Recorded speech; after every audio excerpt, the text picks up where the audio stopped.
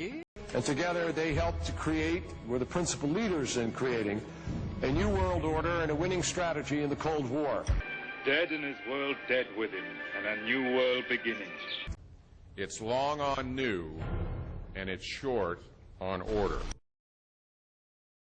Mind control and people control, the technology of psychological warfare.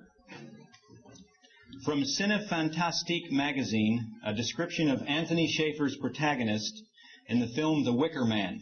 Quote, "Tearing around in dizzying circles trying to solve it, never able to guess the true plot beyond it, although the evidence of it lies all around him."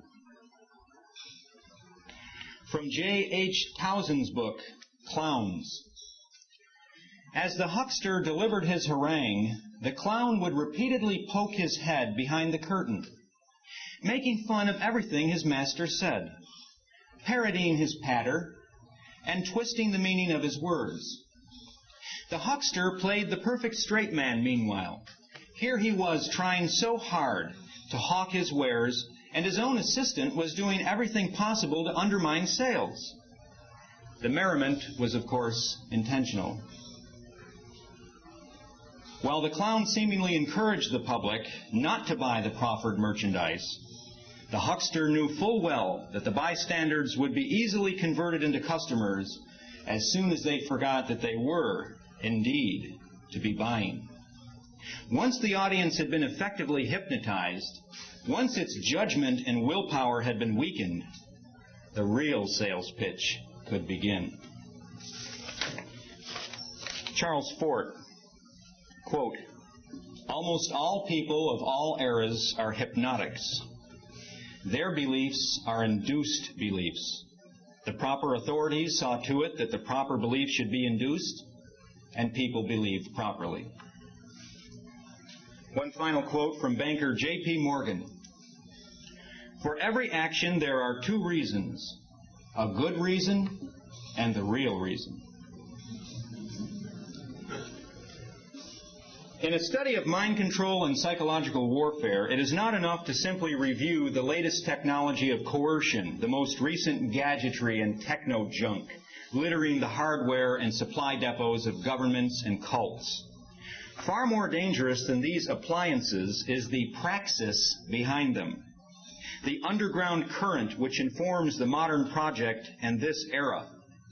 Life in our modern era being little more than life in an open-air mind control laboratory, where a form of human alchemy has emerged to transform the mass of targeted percipients, targeted merely by virtue of their being urban dwellers plugged into the electronic and digital pageantry of the establishment's system of things. And what sort of creature is it that inhabits such a domain? Who is the modern man?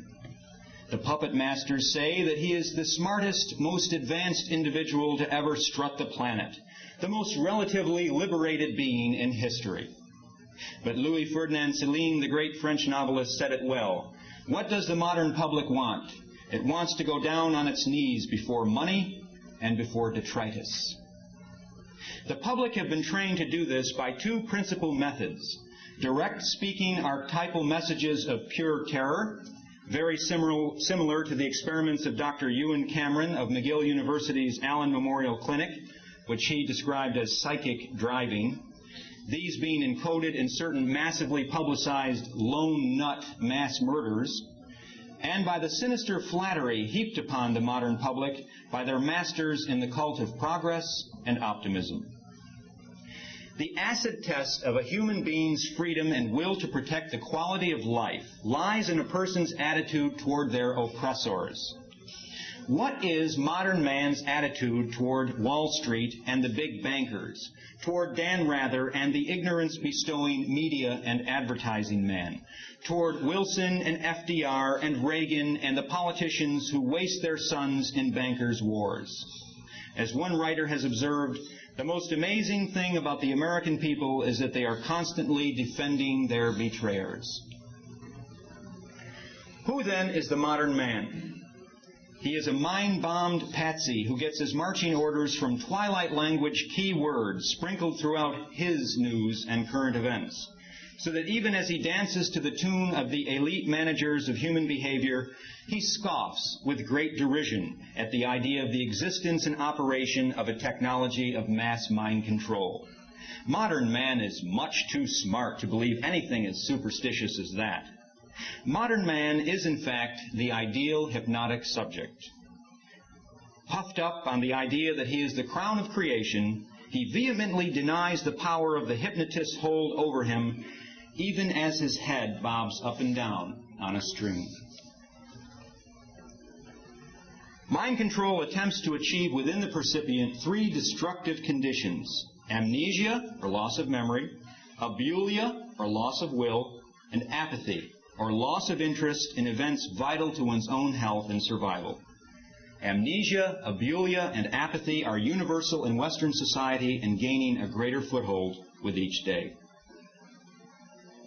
I doubt any medieval peasant would have much difficulty in feeling a sense of foreboding and even terror in the face of the Soviet hammer and sickle symbol. Yet some modern literate people obviously don't know a thing about what that symbol represents, except on the most profane level as the implements of the farmer and the worker. In actuality, the sickle symbol represents Saturn and has for thousands of years, also known as Chrono-Saturn, or as the Greeks called him, Demiurgus, the operating engineer of the universe, as opposed to the creator of that universe. In the reign of Saturn, we see exorbitant building and modeling activities, and this is reflected in the Masonic reference to their god as the big builder or architect. Well, this sounds pretty good. We all like buildings and modeling activities, nice projects along those lines, but as usual, there is more to it than that. Because this Saturnian Masonic building is building against the grain, against the natural order. You need Saturn and his architecture after Eden, after Saturn had separated the unity of heaven and earth by means of that fateful sickle.